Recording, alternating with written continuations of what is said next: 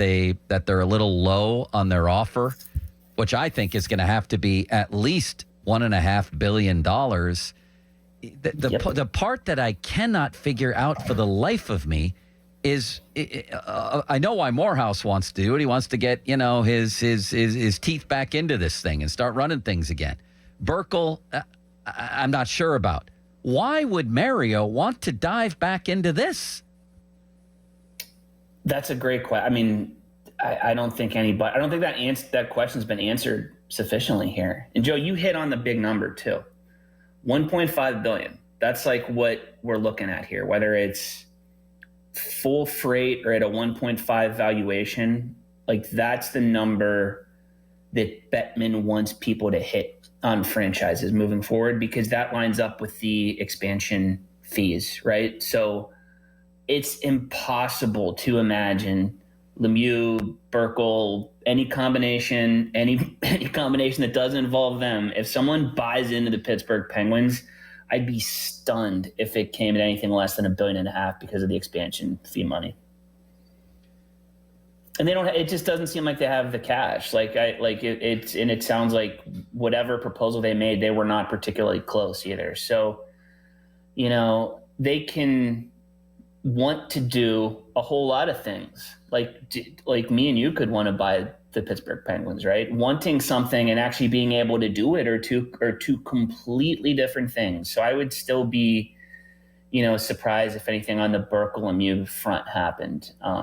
But we'll see. Having said that, the fact that the story has advanced to this point indicates to me that Fenway Sports Group is open to selling this team. That seems obvious at this point, and I have wondered for a long time if they just simply made a mistake, that they looked at this situation and somehow, unbelievably, failed to realize this is very much a depreciating asset. All your best players are getting really old, and it just doesn't magically turn around. Like you just bought into a possible long-term rebuild, whether you like it or not, and that's really not where the money is. So, and it's so it just has always felt so cold and corporate and distant. And I ask, why would Mario want to come back at this point in his life? I still don't know why Fenway Sports Group wanted to get this team in the first place. I'm just baffled. Your thoughts on all that? Well, you called it a depreciating asset, and in some cases that might be true, but we're talking about a $1.5 billion price tag on a franchise that Fenway Sports paid $900 million or whatever it was for. So it's not a depreciating asset. That's true. That's true.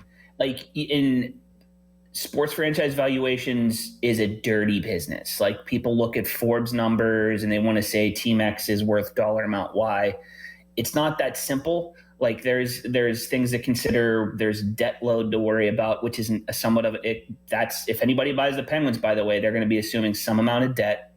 You got to worry about operating a regional sports network, because that's part of the package there too, because Fenway operates that.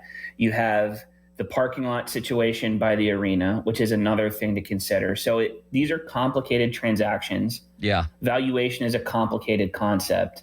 But at the end of the day, I mean, we know why Fenway got in the business, because if they're serious about selling, and whether it happens this week or in 6 months or in 5 years, they're absolutely going to make a ton of money on it, because that's just the way it is. Sports franchises accrue value, even when they're poorly managed and unsuccessful, outside of some rare exceptions.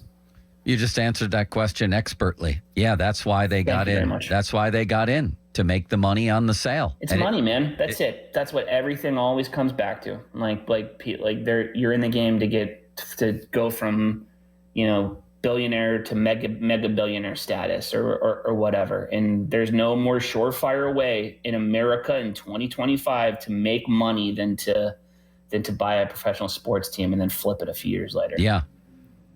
they're the opposite of a depreciating asset. You're right. I guess, I didn't phrase that right. There's plenty, and I get why you say that though. There's plenty of reasons to be like, what's going on here? Crosby's on the way out. They're a fading franchise, is what they are, and yet an appreciating asset. Yeah, the on ice product is going to be brutal. The ticket sales could be ugly, I think, in the not too distant future. So there's like some amount of alarm bells that are sounding there, but overall, man, it's just the arrow is going to keep pointing up because that's how it works. Whether it's fair or fuzzy accounting or whatever, that's a whole other debate. But at the end of the day, man, if Fenway gets out, they're going to make a whole bunch of money on the purchase that they made a few years back.